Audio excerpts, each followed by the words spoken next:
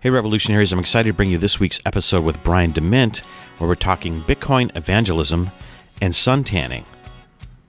Yeah, that's right. Bitcoin and suntanning.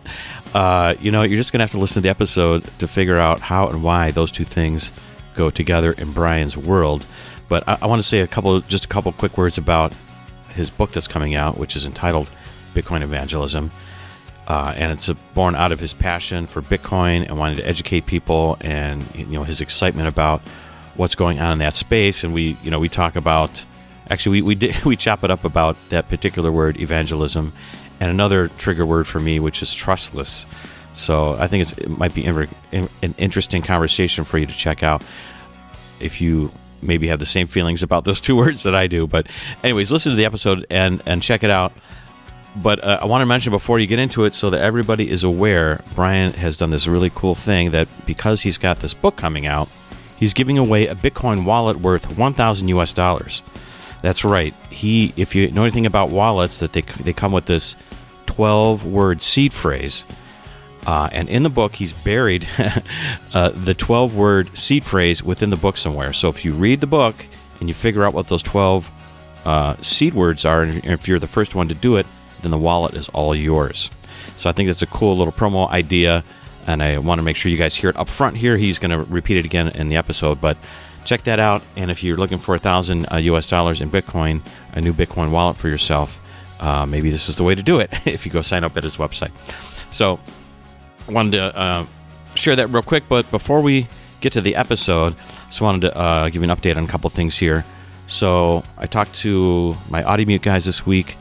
The basement design is moving forward. I finally got a quote from them. Yeah, it was pretty hefty pricey, but we kind of came to understanding of how this can work for me in terms of resources. But it's moving forward. I think they're putting the order in, or put the order in earlier this week. It's still going to be a while because they're backed up. They've been slammed over the pandemic and everything. But it's getting more exciting because it's getting closer to reality. And if you haven't seen the designs or want to see the designs, the early designs anyways, I posted them on the Facebook page, facebook.com/JimJim'sReinventionRevolution podcast.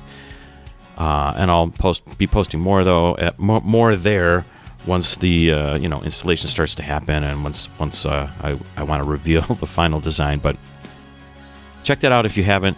Also, another exciting thing that's happening is that next week I'm going to be in Orlando, Florida. Yes, I get to get back on the road for a minute, and I will be at Podfest Expo in Orlando. Super excited to go. This will be the first business conference I'll be attending in over 2 years, maybe even 3 years. It's pretty crazy to think about, attending in person, that is. And I'm just excited to get back out there, network with a bunch of podcasters that come from all backgrounds, which is really cool.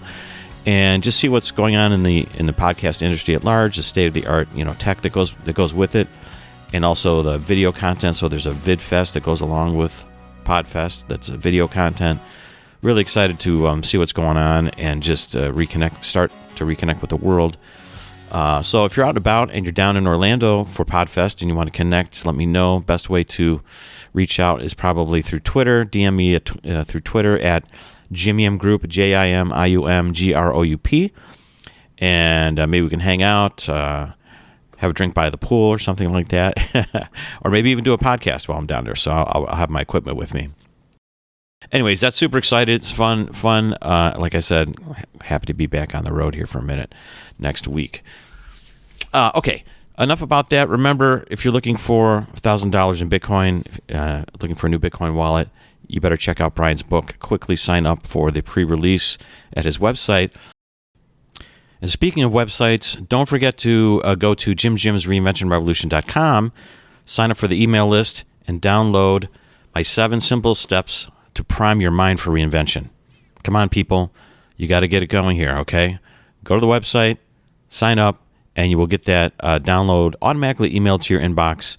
7 simple ways to prime your mind for reinvention. So I know that's what you're looking for, okay? If you're listening to the podcast, make sure you do that. And, of course, if you're enjoying these episodes, make sure you share it with someone. Tell someone about it. All right, let's get to the episode with Brian so we can hear about his suntanning journey and his Bitcoin evangelism. Here we go. Welcome to Jim's Reinvention Revolution podcast, the show that explores reinvention in the digital age as it relates to career, creativity, and technology. Stay tuned for interviews with professionals, entrepreneurs, and creatives that have reimagined success and are making a pivot. If you'd like to listen to the entire back catalog, visit JimJim'sReinventionRevolution.com for instant access. And now, here's your host, Jim. Okay, here we go. Hey everybody, hey, this is Jim. Welcome to episode 94 of Jim's Reinvention Revolution podcast. And I'm talking today with Brian DeMint, and we're talking Bitcoin evangelism. So Brian, welcome to the revolution, my friend. Well, it's good to be a part of the revolution. It's good to be on this side of it. I don't want to be on the other side of it. Right. Well, hey, we're gonna talk that out a little bit here for everybody, because I know people still are out there that don't understand what Bitcoin is. I'm sure a lot of people have heard about it now, but I really want to get into it with you today.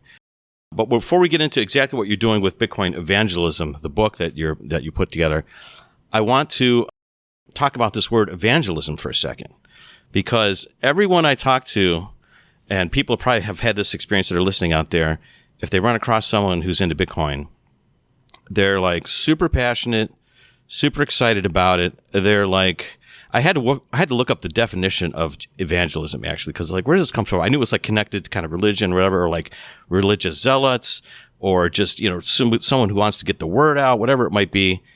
And maybe there's a double-edged sword there, because maybe, historically people think of evangelists as, scammers or whatever, or people that are just have blind faith or whatever it might be. But I think it's a perfect word for this book, and it goes with the Bitcoin scene, because everyone is kind of like this. So can you maybe explain to me, why are people like this? What in a nutshell, like a couple things about it, why is it so interesting, or why do people get so excited about it? Yeah, and I think you were being polite. One of the adjectives that you left off was annoying. A lot of Bitcoin people are very annoying. Oh, that's true. This is true. You were being polite. You were being polite in that. And I mean, it's almost worse than CrossFit people or vegans. I mean, it's like, what's going on here? Maybe it's more cultish than CrossFit. That's for sure. Oh man, one of my good friends owns a CrossFit gym, and so he's gonna get me for that. Right. But yeah, no. So yes, to that point, that kind of speaks to the heart of why I wrote the book. Is I think that people come off as so annoying, because people that are proponents of Bitcoin, i.e. the people that have bought Bitcoin and hold it and now go and tell their friends about it, a lot of those people, a very high percentage of those people, don't understand the fundamentals of Bitcoin and what makes it special. And so when they're asked about it, or when they talk to somebody about it, they only talk about the kind of juvenile parts, the exciting parts, which again, it's great when the price goes up. But that seems to really be where their knowledge of the subject ends, is they say, oh, I bought Bitcoin at 30,000 and now it's at 40,000. And so, yes, while that's true that it can be an appreciating asset, it kind of almost comes off as pompous and arrogant when you say, oh, look at this thing I got into, and you kind of missed the boat. And so you're too late to the game, which is, it's completely, it's out of touch with the fundamentals of what Bitcoin and cryptocurrency are. Bitcoin, in a shotgun blast answer, Bitcoin is a entirely new type of monetary system that goes from a centralized, trusted monetary system like we have now with the Federal Reserve, where there's an entity of 12 men that sit in a room and decide the economic future of the world, versus a decentralized and trustless network. And I'd be happy to get into that word trustless in a minute. But trustless network, where it doesn't require trust. It's decentralized and open and fair to everybody. So to me, that's a much more exciting component and a much more inclusive component to Bitcoin, rather than I bought it at $1,000 and now it's at $40,000, na in your face, versus hey, this thing's changing the world. It's to borrow your term, it's a revolution. And so come and join the revolution. Be still in that first wave of adoption, rather than you missed the boat. If you want to get in, you're going to get in later than me. So I'm better than you. Right. And that's a problem. That is a problem. And you said a couple of things there. I think you're pointing towards this education aspect of like, hey, you want people to understand this greater thing that's happening, which I agree with you. It's really kind of a shift that's out there. I still don't, even though I kind of understand the fundamentals, I still don't exactly see what the end game will be with it. We'll see what happens. And you said another trigger word for me, aside from evangelism, and that's trustless when it comes to Bitcoin. So maybe we can dig into that a little bit. But before we get there, I wanted to make sure that people understand maybe a little bit about this. You know, they've heard it before. I've had a few other guests on that talk about Bitcoin and decentralization, DeFi. But real quick, can you explain the decentralization aspect and how this technology, the software, is going to effectively manages Bitcoin if it's going to be used for money, which, Bitcoin is not really a cryptocurrency. I think of it as a commodity. So maybe explain that first of all, how you would explain it. Yeah, no, I think that's a great question. In order to understand what the decentralized component is, it's just good to back up and kind of talk about what the centralized component is. I referenced it briefly, but right now our financial system and our currency is dictated by not a government agency. Most people don't know that the Federal Reserve is a private company. Right. There's shareholders in the Federal Reserve. Yes, it has government appointees. That's part of how the law works for the Federal Reserve to be able to do what it does. But just the fact that it's a private organization is a really important thing to understand. A lot of people, whether you're conservative or liberal, we tend to not trust big companies. And so, which is probably a fairly healthy thing. It's kind of a check on some of the power and influence that they have. Now, people don't trust companies because they think that they're corrupt or that they only have to serve their own self-interest. Well, what if a company was able to control the money supply? Then that company should be really potentially scrutinized for what they do. Unfortunately, the Federal Reserve has never been audited. It's actually written into law that it's supposed to be audited. Ron Paul was a big proponent when he was in the Senate of trying to appeal so that the Federal Reserve was audited. It never was. Our financial system, the government at any time, the IRS can come to you and they can say, "Hey, Jim, I want to audit you, and I want to check all of your transactions, and I want to see everything that's going on." We as citizens cannot audit the Federal Reserve, and by law we're supposed to be able to, but they've just declined to do so. And so it's very opaque. The system is, again, controlled by, there's a board of 12 individuals that dictate this monetary policy. And so it's very highly centralized. The shareholders of the Federal Reserve, the people that own that company, aren't publicly disclosed. There's a lot of kind of reasons to remain suspicious around the Federal Reserve. People think because it has the word federal in it, it's a government agency. It's not. Right. On the opposite end, we have Bitcoin, which is the exact opposite. It's run by anybody in the world can participate. Anybody that wants in the world can participate. You can go on this afternoon or this evening, and you can download mining software and mine Bitcoin. You're contributing to processing transactions and securing the network. That's what that term mining refers to for your listeners. Obviously, you know what that is, but not everybody knows what that means. All that means is that you're contributing computational power to the network. And how do you incentivize people around the world that you can't trust, right? That's that word trustless. If I want to be involved in a monetary system, but all the people that are processing the transactions are anonymous people around the world, that doesn't sound like that's going to work, because how can I trust them? Well, we can trust them because the algorithm only rewards those that provide work and can prove it to the network. So you might have heard the algorithm for Bitcoin. It's called the proof of work algorithm. It means that you can only mine Bitcoins and get rewarded for doing so if you can show the network, hey, look at all this hash rate that I gave to the network, because hash rate costs money. It takes electricity. It takes, the time to set up the mining operation and things like that. And so the way that we can make sure that we don't have to trust those people is because the algorithm itself rewards miners by giving them Bitcoin. What's the most powerful incentive in the world? It's to pay somebody to do something. And so people are rewarded by doing good work. If you try to trick the system, basically you get blocked out. So imagine if we were sitting around in a group in a room, and there was 10 of us, and we were all recording transactions. And so Susie comes in and spends $5. All 10 of us in the room, we write down Susie spent $5. Now say and every time a transaction happens, everybody in the room, we all say the same thing. And I can look at your ledger. You can look at my ledger. We're constantly checking each other's work. Now, say an 11th person comes in that room and says, oh, I want to help validate transactions as well.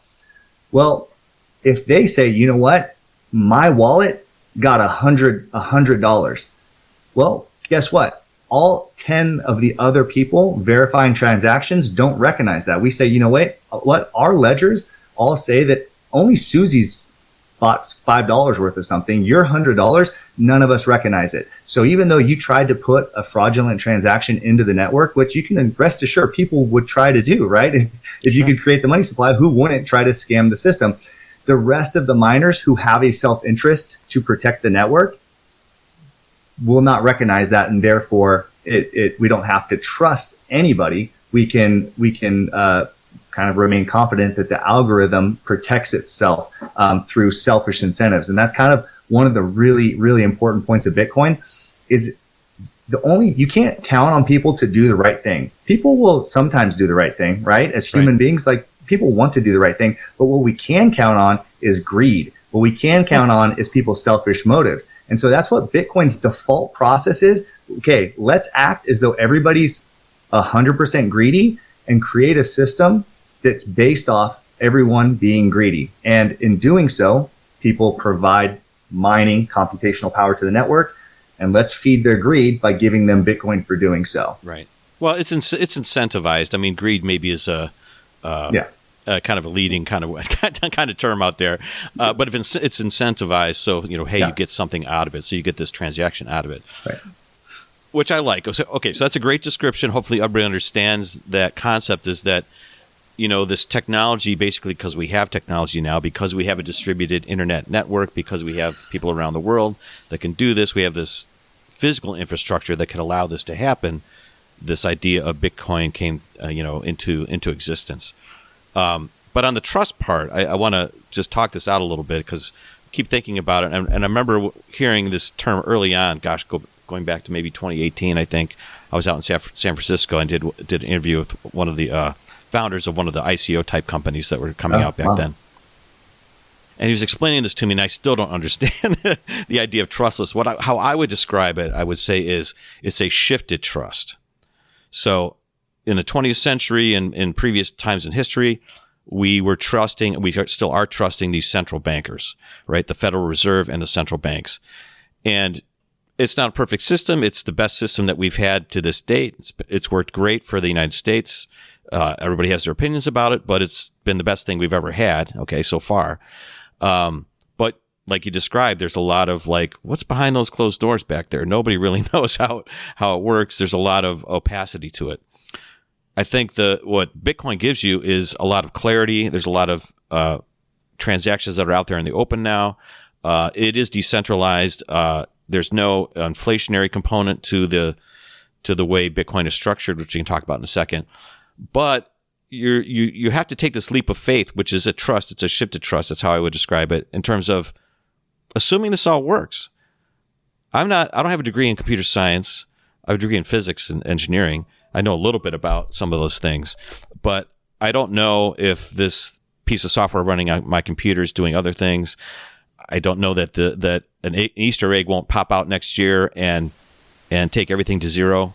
That's part of the actual Bitcoin software. Because I can't read the code. I didn't read the code. Did you read the code? I've read the code. I have a pretty rudimentary understanding of C++ and coding languages. Okay. It's a pretty simplistic code. That's actually one of the knocks against Bitcoin in terms of kind of more newer emerging cryptocurrencies is that the code lacks sophistication and it's slower than some of the other algorithms and things like that.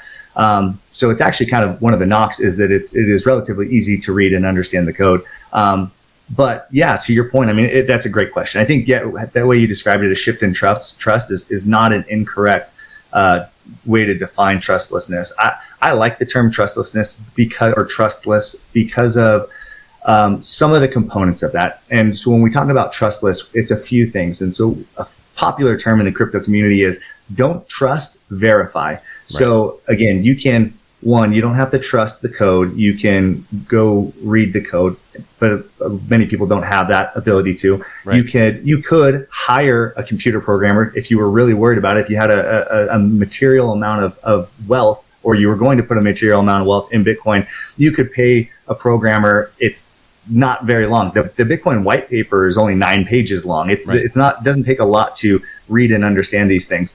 And so it wouldn't be a huge cost to do that. But at the end of the day, I think what the term trustless really refers to is the fact that Bitcoin is algorithmic money. And what I mean by that is we inherently trust. And I guess that's what I mean by trustless, is an inherent trust, a lack of a need to trust something you're not even consciously trusting in something. And so the example I like to use is going through an intersection.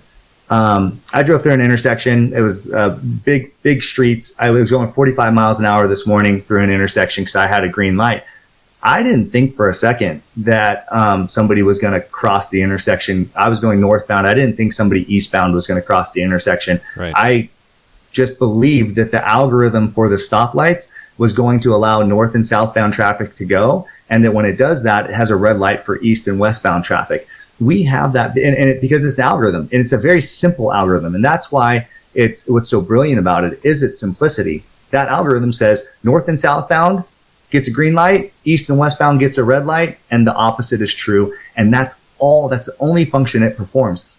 In the same way that Bitcoin is a very simple function or a very simple algorithm for transmitting value. So if I wanted to send $100 worth of Bitcoin to Jim, then it's just Brian sending $100 to Jim, and there's an algorithm in between. I don't have to assume that there's any bias in that algorithm. I don't have to assume that the algorithm is going to censor the transaction because maybe it doesn't like what we're buying. If you're selling me something, I don't have to worry that the algorithm's going to say, oh, don't buy that from Jim. We don't like that item you're going to buy. And so there's no intermediary. What a lot of people don't recognize about our current financial structure is that a simple transaction, if you were going to send me a Venmo payment, it's not a person-to-person, peer-to-peer transaction like Bitcoin is, where it's Jim and Brian and only an algorithm in the middle.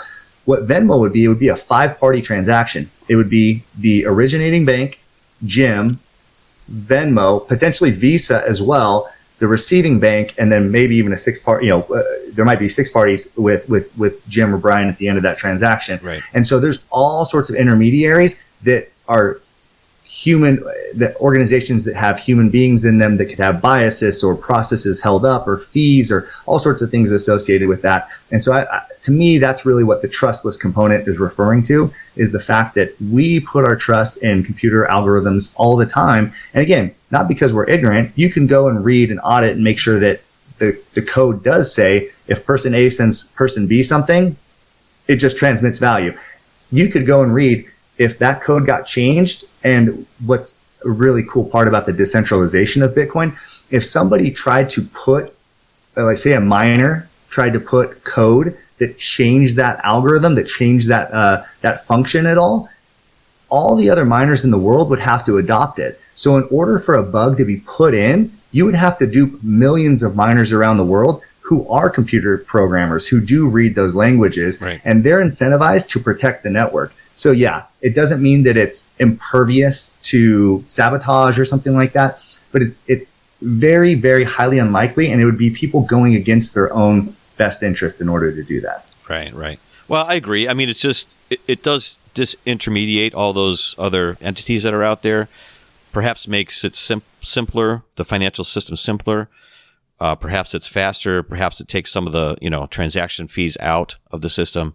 But yeah, for me, it's not like I'm more of a physics-based guy. So it's like with software, there's no trust for me. Fair enough. There's no trustless for me. So it's like, you're still trusting something. You're trusting that the programmers are there. You're trusting that, I see it as sort of like, this is like an interesting time in history where this is sort of coming up as a new technology. It's going to fly for a while, for maybe the next 20 years until it grows and grows and grows. And then I kind of see it as the new boss, the same as the old boss. So there'll be factions of miners out there that get together and want to tweak things to their direction or someone else's direction for not incentive-based terms in terms of greed, for political reasons or whatever it might be, because humans are humans. This is what we do.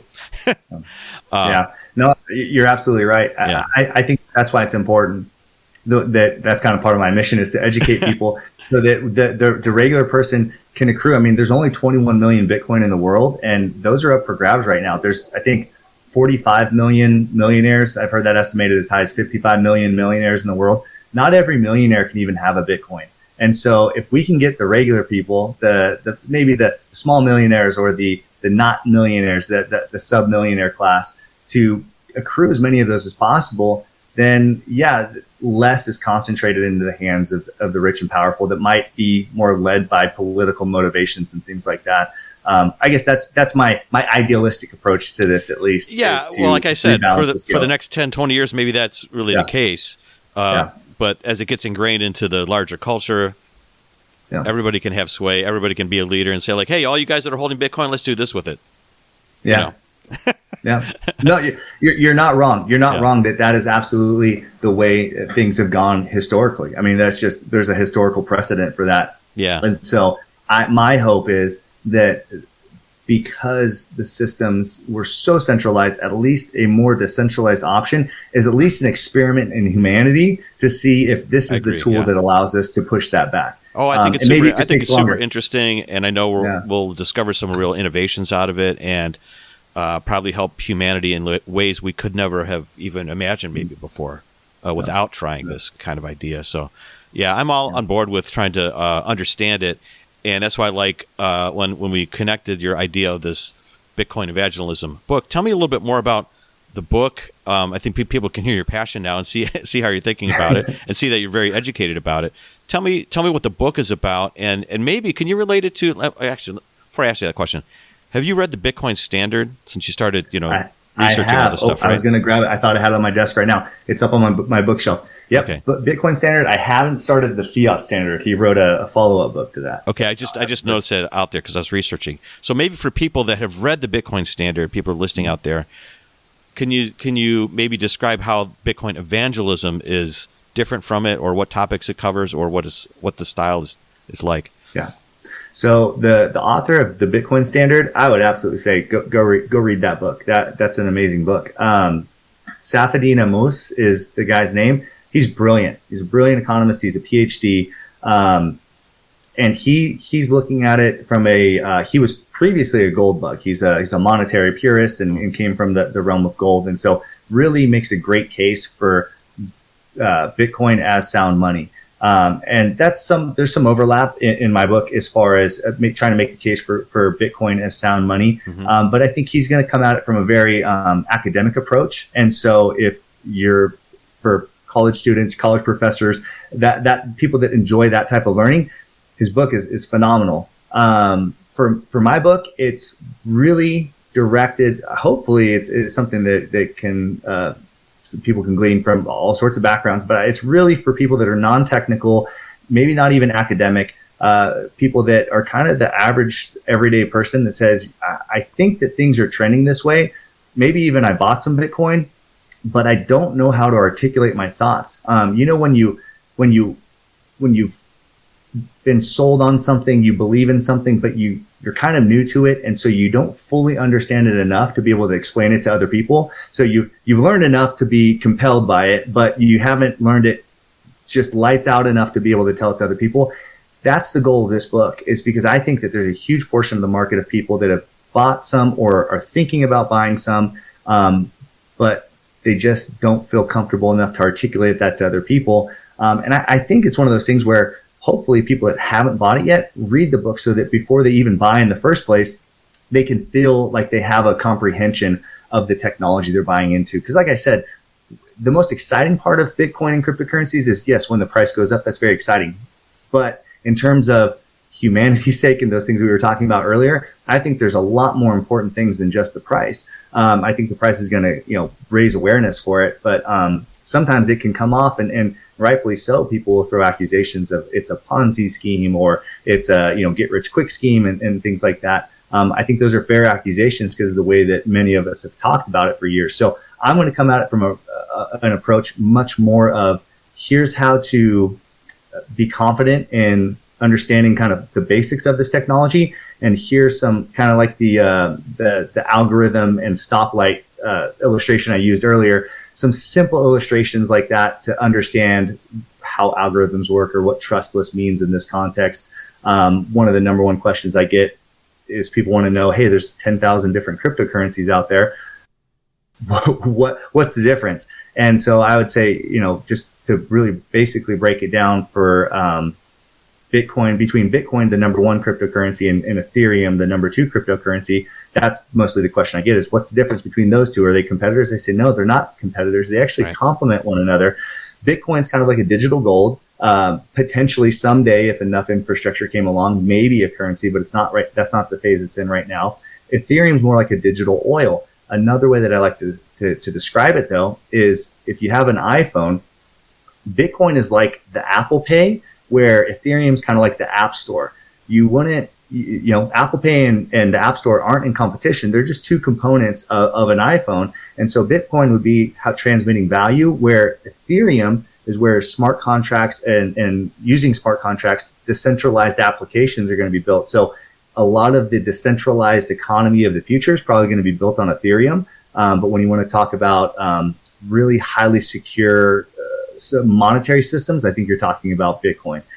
So that's just kind of just general analogies and illustrations like that, just to get people up to par. So those are the questions that I get all the time. And then I assume that and I know that because I've talked to other people, those are the questions other people get all the time as well. Right. I got you. Well, I think it's, thanks for sharing that. So for people, like, I suggest reading all kinds of books about this. It's a new technology. It's continuing to evolve and move, and having, your voice, people can hear your voice and see like, oh, Brian's got this clear-minded, casual way to explain it. I can dig that. I can absorb it more easily maybe than like a real academic approach. So that's cool to get these things out there.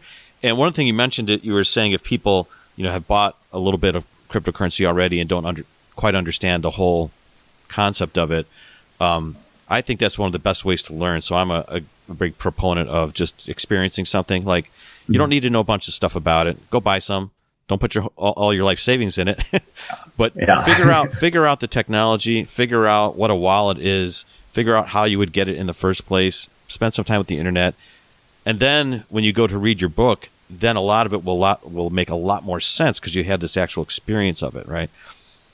So I think that would be a good approach to it if people are thinking about it. I appreciate you saying that because I think that's a critical point. But yeah, that I think most people, their assumption is, I'm getting to the party too late, and so I need to start with $10,000. I need to scrape together as much money as I can, and I need to buy $10,000 worth of crypto. Yeah. That's such a dangerous way. I mean, who knows? That might be an insignificant amount of money to somebody. Right. For most people, it's not. And so, putting $10 or $50 in there so that you're paying attention to the market and the fluctuations and how get comfortable with the price going up and then shooting back down and not being emotional over that. But then, it causes you inherently to read more news articles on it as the news comes out, and you're going to hear about macroeconomics and how it relates to Bitcoin and what are the implications. But your whole point about kind of paralysis by analysis, people freeze on it and they don't get into it because they want to overanalyze it. Right. My mom, for years, she didn't buy Bitcoin. She bought Bitcoin probably about a year ago now. Okay. And but I would always tell her, I said, she's like, I just don't get this Bitcoin stuff. It doesn't make sense to me. Right. No matter what I would explain to her, she just was kind of, and then eventually kind of clicked. But the thing I would always say to her is, Mom, do you understand how an SMTP server works? She goes, no, what is that? I said, it's an email. It's you type out your message and you hit send. You never once thought, I don't understand how this works. You just use it because it works. So to your point, that's a brilliant point. Yeah, exactly. Just get out there, get some experience with it. Same thing, going back with the early days of the internet and, buying something online. Nobody wanted to put their credit card number into a website. They thought it was crazy. That's insane. Like, they just didn't have the experience with it of what it all meant to them. and what the true risks were or are. And if you just start small, get some experience, and then you'll be like, catch your breath, calm down. You'll figure it out. Yeah. Right. Very cool. Well, and to that point, I think you look back and who benefited most greatly from the early years of the internet. I mean, the people that are building rockets and buying Twitter and doing all these billionaire things right now, right? They're the internet nerds of 1995. I mean, they're the people that adopted it, and it's because they played around with it. And that's, you listen to the interviews with them. It's like, how did Jeff Bezos? How did you start to build Amazon? Well, I was a geek and I played around on message boards, and the internet intrigued him because he was just around it, and it causes you in a new industry. Not all the ideas are thought of yet. And so there's so many ideas within crypto that just haven't been thought of, that haven't been dreamed up. And so when you play around with it, there's a good chance you might think of something that somebody hasn't thought of in terms of a use case or in terms of how to improve things. Right. So it's kind of like a small pond right now. And you get to be a big fish just by getting in. Yeah. And it's not like, get in quick so you can make a bunch of money. Get in quick so you understand this. I mean, people that understood how to use a website, it wasn't that they made a bunch of money by buying a .com and then selling. Well, there were people that did that, but people that learned how to really make a good website, it might have helped their bakery business, right? Correct. It has tangential effects. That's because you get to ride that wave, and it benefits you in other areas. Yeah, definitely for all the business owners out there, or people that are interested in starting a business, like the entrepreneurial minded people. I mean, this is like reversing, but when I was in high school, when the internet was just coming out, it was just like, I felt like I missed it somehow, because I was already in school studying, and the internet the people that were like 3 or 4 years behind me became the first internet millionaires that worked for Microsoft, for example. I was a little bit too old in that time frame. I was already into my career. Like in 1995, I was working at General Motors, and people coming out of school in 1994, 5, 6, right in there, like within a couple of years, they were all millionaires because they just got all these stock options, took the ride with Microsoft or Apple or whatever. I mean, it's just insane to me. Yeah. And I feel like it's still happening now, but in these other niches now in crypto. Right. Malcolm. I don't know if you've ever read the book by Malcolm Gladwell. It's called Outliers. He has a whole chapter devoted to that, and he talks about all these ultra billionaires from the IBM, Microsoft years, the ones that founded those companies. They were all born within like a 2-year period. Because to your point, they were just born at the right time. It was the right time. And it was on fire for a minute there, and it was like, wow. Yeah, if you were just a few years out of that time zone, it was just like you missed it. You kind of missed it. Yeah. Very interesting. Well, look, Brian, I know this was not your total bag starting out, was like getting into crypto. You didn't, because it just came on, into the scene just over the last maybe, 5, 8, 10 years. It's in people's minds. Let's rewind a little bit and talk about your entrepreneurial journey or your mindset, because I think a lot of people that are listening to the podcast, that, they're probably thinking, hey, I want to try to do something different. Maybe I could do something on my own. So you had a great story about how you've been able to develop yourself along the way and starting your own businesses. Can you talk a little bit about that? Yeah. So that's going back quite a ways. We started, been an entrepreneur now for 14 years. I started my business right out of college, but I started my career earlier than I thought I was going to, because I was still in college finishing up a master's degree in forensic psychology. I wanted to be an FBI agent through college. And right out of college, I got married and was going to get married and still had to finish a year of a master's program. My wife was going to have to finish her teaching credential. And I recognized at that time, I said, you know what, this grand career of being an FBI agent, it sounded really cool and the movies make it sound great. Right. I said, I don't think this is compatible with what I want to do in terms of a family, in terms of community and things like that. And so it just started to not feel, this thing that I had been spending 4 or 5 years working towards, all of a sudden was kind of becoming clear that it probably wasn't going to be the best fit for my life. And so I could have settled into that, and I could have done it and said, you know what, I'm going to stick with this because, it's what I know. And sometimes there's comfort in what you know. Like maybe it's not the best decision, but at least it's not very risky. But we decided we had both worked full time through college. We didn't have a whole lot of debt. So we had saved up a bunch of money because we thought we were going to buy a house, but this happened to be around 2008. So nobody was going to give a 22-year-old a mortgage in 2008 when they shouldn't have. Because I was going to say in 2005 they might have. Yeah. No, I was jealous at the time, and thank God they didn't give me a mortgage. But my brother, the year and a half before, basically wrote down for his application, just had to write down his income on the application. And, they gave him this big old house and all that kind of stuff. And then, and that wasn't the best outcome. But all that to say was, so we had some money that we'd saved up. It wasn't a huge amount of money, but it was enough to kind of dream about what we're going to do. Okay, we can't get a house, but you know what? We have some limited risk here. Yeah, we could lose. So there's, we don't want to lose this money. We don't want to lose, our cars and things like that. So it would really sting to lose, but let's try and take an analytical approach. What kind of business can we build? Because we said, maybe someday when we're 50, once we've established in our careers and we're getting closer to retirement, maybe we'll start a business. We said, well, what if we did it now? What if we did it right now? And so we had studied, looked around and what should we do? A franchise? We looked at opening a Subway franchise. We looked at opening. My wife had thought of like day spas and things like that. Well, we ended up landing on. So it's funny to think that I went from wanting to be an FBI agent. We ended up opening a tanning salon, and so it went from like this really cool bad A career to this like I'm working in a tanning salon, telling people how to get a base tan. Okay. Let me ask you a question here, because this is what's so interesting about making these shifts in your mind and being open to trying new things, like being open to maybe exploring Bitcoin at some point. What was the bridge in your mind that you had to cross? Like, what were you thinking about? Like, well, I'd rather start with some business, and if it works, it works. If it doesn't, it doesn't. Or, I mean, that's a big shift from a professional career to this entrepreneurial thing that's starting out maybe in a much smaller way. Yeah. I think it's because the way my mind works, and it served me well through Bitcoin and business, is I've always had long-term time horizons. Like I've never wanted immediate gratification. I was happy. I knew when we started our business, I had a realistic expectation that we weren't going to make any money in the first year. Right. The unrealistic expectation was I didn't realize it would take over 2 years to make any money. So we were, I ended up selling my truck. We ended up selling everything we had and we moved in with family for a period of time. You did? Oh, interesting. Work. Okay. So we really sacrificed, and that was a humbling experience. Telling my father-in-law, hey, I remember a couple years ago when I asked to marry your daughter, and you said, yeah, you're going to take care of her, right? And I said, yeah. And now I'm asking if we can move into your house to keep our business going. That was a pretty humbling experience. Wow. But I had a long-term time horizon. I had a long-term goal in mind. I had a long time horizon, and I saw our business. Yes, it wasn't making money yet. Yeah. But every one of our metrics was going strong. Our new customers were through the roof.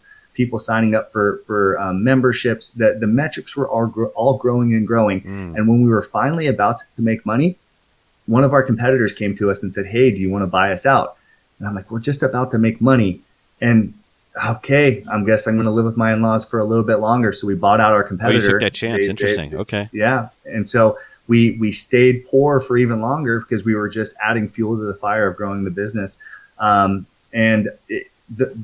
glad we had that perspective. My daughter was asking me the other night, she's 8. She asked all these great business questions. And she said, who makes more? She said, do your employees make more or do you make more? I said, for a long time, my employees made a lot more money than your mom and I, because that's the risk of being an entrepreneur is you can either make less than them or you can make a lot more than them. And guess what? Now it's to the point where I'm not there and I'm making money. They're working. They're getting consistent paycheck. They like that. They like that plan. They like to be able to trade their time for money. Right. For us as the entrepreneurs, I was willing to work for free for a really long time in order to someday be able to get paid to essentially take a vacation, get paid to take a nap on Sunday. And that really translates into the Bitcoin and the DeFi space with decentralized finance, because that's also how I think about investing is how do I put my capital to work as though it's an employee? So my capital can be working, 24/7, 365.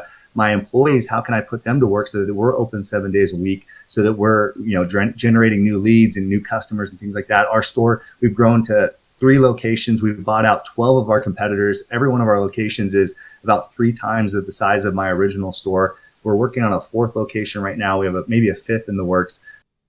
And so it was a crawl. If the stages were crawl, walk, run, crawling was a long time. Right. Walking was pretty brief, and then running it was like hit really quickly. And it was just weird, the exponential growth that we saw in profits and income. I mean, I went from making no money one year to making over $100,000 a year with much less responsibility in a year after that. Right. And so it just, we had to eat a lot of dirt sandwiches in order to eat something good. Right. But it was worth it. It's because, again, the whole time I said, okay, I see we have a goal in mind. The metrics are all pointing that way. It wasn't irrational. We had a rational reason for believing that. Yeah. But we were able to be patient. Yeah, I like that. Well, the long-term perspective, that really makes sense to me. And that's kind of how I've always thought about my things as well. Like I'm realizing that more and more now that because I'm seeing those fruits like you're talking about. And even, 4 or 5 years ago when around 2016 or so, when I started the podcast, I think I started it in 2017 actually, but I started kind of changing my mindset and thinking just even forward, even this longer arc of my life, where do I want to be? What do I want to know about? And I decided I didn't want to be sidelines versus technology. I didn't want to not be in the game of all these new things that are happening. And I actually took the long-term view, stepped back from the engineering consulting that I was doing. And engineering consulting is lucrative. It's not like it was I'm delivering pizzas or something, right? Yeah. I mean, it was a nice career. A lot of people would be satisfied with that. I was running my own business, so I could manage my time. But I thought, this is too important, or it's going to be too impactful. I'm going to step back. I'm going to maybe not make a lot of money in the next couple of years. I'm going to start this podcast. I'm going to learn about digital. I'm going to learn about crypto and Bitcoin and all these other things that are going on out there. And I guarantee that those successes will come. And like you said, it kind of like it just percolates for a long time. But then when it's ready, when the stew is ready, all of a sudden it's like, it's very fruitful. Yeah. So that's really cool. Well, it's so interesting. How did you know when you got into this, you had an idea that the business would be successful, but how did you know that you'd be a good operator, that you'd be a good entrepreneur? That you would be want to stick with it or whatever, Yeah, no, I knew that my wife is a very A-type personality, so I knew she was good in terms of the details of the business. But I'm a fairly strong dreamer and visionary, and so the two of us together, I mean, it really was. If I didn't have my wife to counterbalance me, I think there would be too much dreaming, and if I wasn't there to dream a little bit, I think she would be too much about the nuts and bolts. Right. And so I think it was the combination of the two of us, and we've been blessed to where she's able to stay at home. She teaches our kids. We homeschool. We have 4 kids, and she's able to 100% devote to that. Okay. Which was interesting because she originally went in to be a teacher, and so she is a teacher now. Gotcha. But it's gotten to the point where I always was a decent leader in terms. Oops, sorry, I kind of bumped my camera there. Yeah, I was always a leader, and I was in leadership programs through high school and college, and I knew that I could get other people to get on board with a vision, get on board with creating incentive structures to get maximum productivity out of people. And I think that leadership is is an important quality of being an entrepreneur, and it depends. I mean, there's entrepreneur endeavors that don't require leadership. It just requires hard work and being, remaining focused on things and your ability to learn. But in the type of business that we were operating in, being able to manage people, I knew I can delegate. I'm not a micromanager, and that's one of the things that's led to a lot of freedom with where we are now. You read some of these books like the 8-Hour Work Week. I don't know if you've ever heard of these books, but they sound like scams, but they ultimately they talk about being able to delegate effectively. Right. And so, even when I was in the business, when we were working 16 hours a day on the business, or working, I worked a 24-hour shift one time. We were expanding the store, so I worked open to close on a shift, worked over remodeling one of the stores all night until we opened the next morning, and then worked another full shift. Oh my gosh. And so I knew I was willing to do that kind of stuff. I knew I was willing to do whatever it took to not fail. And if we were gonna fail, it was gonna be because it was something beyond what we could control. Right. And there's always, sometimes that's it. Luck is a factor in life. Right. I don't know how to describe it. I don't know if it's juju, karma, God's blessing, or curse. I don't know what you would want to call that particular thing about your business, but I knew that we're going to tip the scales in our favor as much as we possibly can. Right. Well, I love it. I really like that story. It's just so interesting. That's cool. I didn't know you had 4 children. So it's like you had other incentives there, of course. Yeah. But incentives to like develop your own business because it fits your lifestyle better. So that's a thing that I think is available to so many more people now with the internet and all the new technologies that are out there. And maybe, looking at Bitcoin and these things will turn into for someone else. Like I know there's a lot of people that start consulting agencies and start running courses and all those kinds of things because there's just so much information. There's so much change happening in the world. And if you just have the mindset of, hey, I'm going to really offer some value out there, there's a lot to be gained from it, I think. Yeah. Very absolutely. Cool. Well, Brian, there's just a few minutes left on the podcast, but before we get out of here, there's always a couple of questions I like to ask. And one is about technology. So it doesn't sound like you're a real techie guy going through school. And what you're getting into with Bitcoin and even probably just running your businesses, people are just being overwhelmed with technology all the time, whether it's the applications or the, your ERP system or how you're managing employees' time cards, all this kind of stuff. I'm sure you're somewhat automated with software. How do you think about digging into that technology component? Is it overwhelming? How do you keep your mind open to learning all these new things, learning the new ways that you have to do business? Yeah, I think to me it's exciting. I mean, technology. It would be, to me, it would be kind of obtuse to say I don't want to adopt technology, even if I'm not inherently a techie person. It's hard to not see the benefits of technology and being able to make you more efficient, be able to broaden your horizons. I personally didn't have a background in tech, but that's one of the beautiful things about the internet.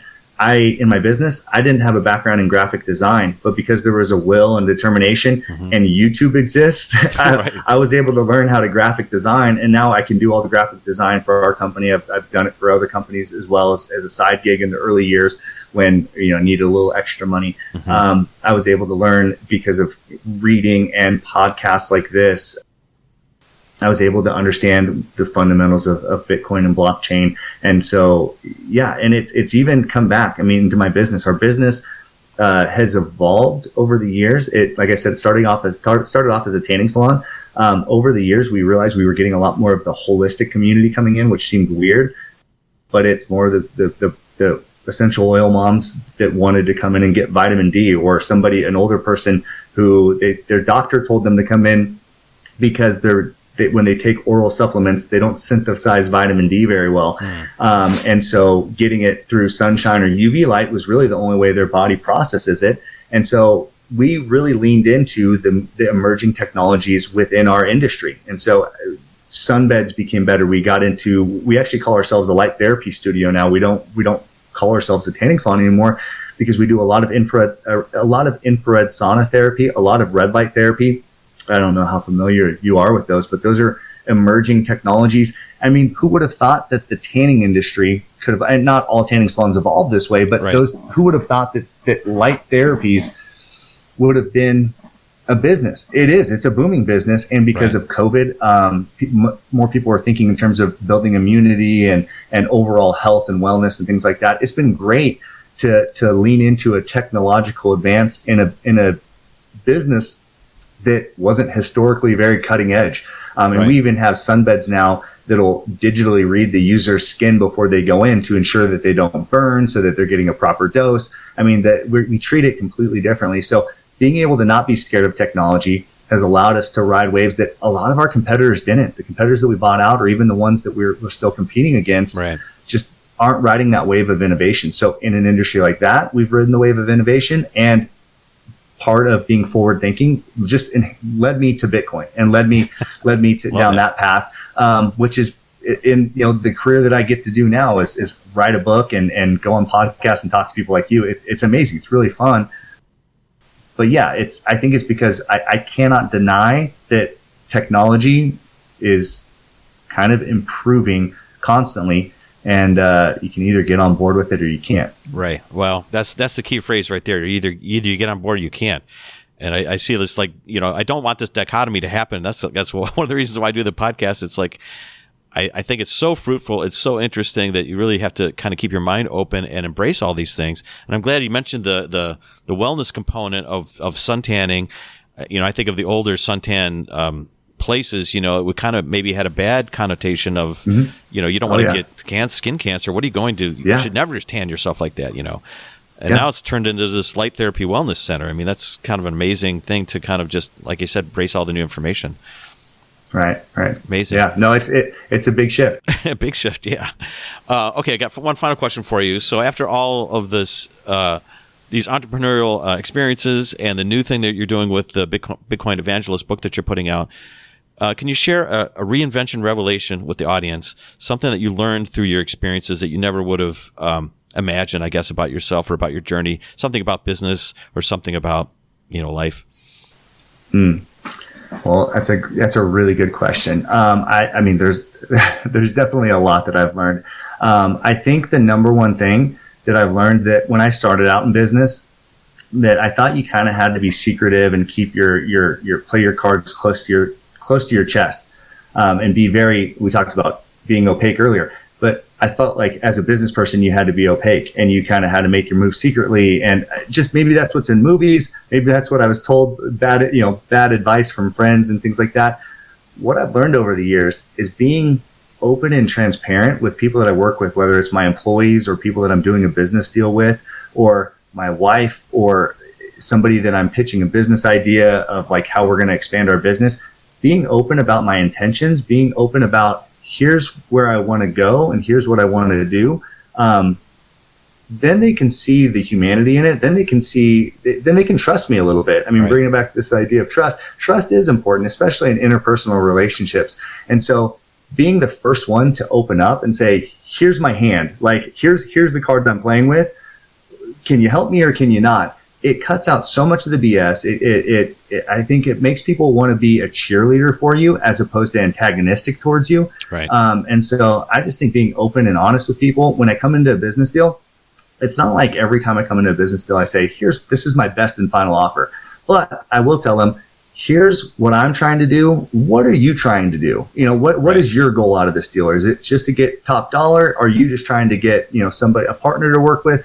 I mean, business deals can have any number of things that can be negotiated. So telling people, this is what I'm ultimately trying to get out of it, and I want to give you what you're trying to get out of it too, it just makes people like you better. And when people like working with you, it has really wonderful implications on your business. Right. Well, it just makes life easier and less stressful, and more fruitful, I think. And that's a very... I don't know if sophisticated is the right word, although it is a sophisticated view, but it's an enlightened view. I guess that's the word we're searching for. Not everybody understands that, and I think it's exactly the right way to go. So you're in a good zone with having learned that so far, and I'm sure that will continue to pay off for you in the future. Well, Brian, it's been awesome having you on the podcast. If people are interested in the book or interested in connecting with you, where would they find you? Where would you tell them to go? Great. So, thank you. This show is awesome. I really appreciate it. And you're a very smart guy, so it can always be intimidating explaining something technical to somebody that's a physicist. Anyway, on Twitter, my handle is @BrianTheMint. So I tweet a lot. I retweet people a lot. So I look to interact with people. Nice. Now, if you're interested in the book, right now you can register for the pre-order. So meaning you don't have to pay for it yet. You don't have to, say, oh, I'm 100% going to buy it. But if you just want to be on the email list to register for the first edition of the book, you just go to freshlymintedbooks.com. You just put your email in. That's it. That gets you qualified for the first edition. And the reason why you want the first edition is because if you're, Jim, I know you're familiar with 12-word seed phrases in Bitcoin and Bitcoin wallets, but if your listeners aren't, essentially when you have a Bitcoin wallet, there's a security phrase. It's 24 random words. And if you have those 24 random words, you can go to any Bitcoin wallet and pull up your funds using those words. So what I've done is I've hidden 24 words throughout the book, and the first person that finds them in the first edition can take those 24 words, put them in their Bitcoin wallet, and I put $1,000 in that Bitcoin wallet. So there's $1,000 Bitcoin wallet hidden somewhere in my book. Boom. And the first person that finds it gets it. So Okay, awesome. Well, that's a great incentive, and that's a fun way to just learn about Bitcoin, learn about wallets, just learn about the technology, right? So really cool. Well, Brian, it's been awesome having you. Thanks again. Great. Thanks, Jim. Appreciate it. Thank you for listening to Jim's Reinvention Revolution podcast. If you want to hear more, join our mailing list at JimJim'sReinventionRevolution.com. See you next time. And remember, the revolution has just begun. So dig in, embrace the process of reinvention, and start realizing the success you've always dreamed of. Hey, revolutionaries, if you enjoyed today's episode and today's guest, let them know by commenting on their Facebook page, finding their Twitter handle or Instagram feed, and letting them know you heard them on Jim's Reinvention Revolution podcast, and tell them what you got out of the episode, what you really liked, or how they inspired you. I know they would get a kick out of it, and will help others find the same value that you found.